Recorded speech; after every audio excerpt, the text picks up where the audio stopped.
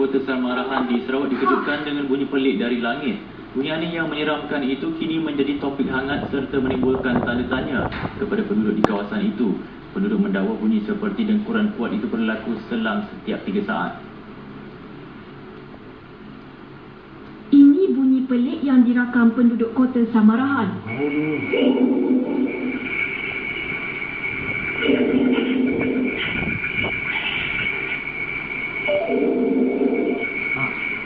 Ia mula disedari beberapa penduduk kampung sekitar jam 2 pagi pada 11 Januari dan 12 Januari lalu.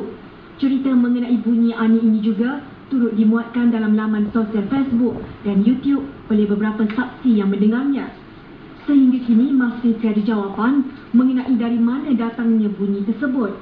Menurut seorang saksi dari kampung Maranik Samarahan, Harid Amit, pada mulanya beliau menyangka bunyi itu datang dari arah sebuah kilang kelapa sawit tidak jauh dari kawasan rumahnya.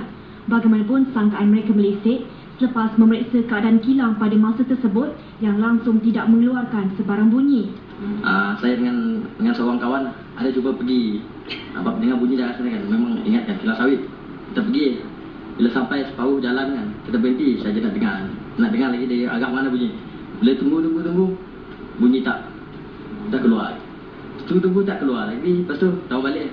Bila balik rumah, bila kita ke rumah, dengar balik bunyi. Ingat kan, tak tahu bunyi apa kan. Bila dah malam tu yang dia pagi dah pukul 12 tu, pukul 5 tu bunyi kuat.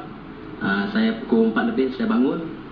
Dan lebih pun dengar bunyinya kuat, berdengkur dekat. Kalau dengar dari bilik, kita dengar ada bunyi di luar rumah. Bila keluar bunyi dia jauh. Memang kuat.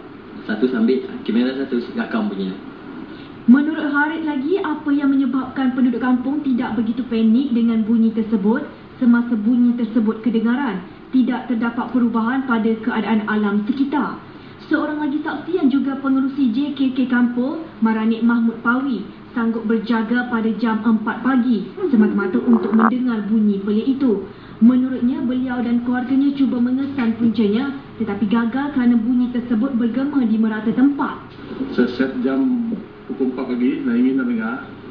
Lepas tu, bila bangun 4 pagi memang betul dan jelas ada kedengaran bunyi yang sama yang dengar 11 bulan. Saya terus buka pintu dengan memang kuat bunyi. Jadi perasaan memang takutlah dengar bunyi yang begitu kuat pada dini hari dan bunyi yang menyeramkan ialah bunyi tidur berdengkur yang begitu kuat. Saya kejutkan family saya, anak bini saya, terus mereka sama-sama bangun dan saya terfikir untuk merekam suara yang kita dengar itulah dengan jelas sekali melalui handphone saya tiga biji. Kemudian anak saya perempuan anak merekam juga lah. So sampai kedengaran bunyi bisa pukul 5 pagi habis.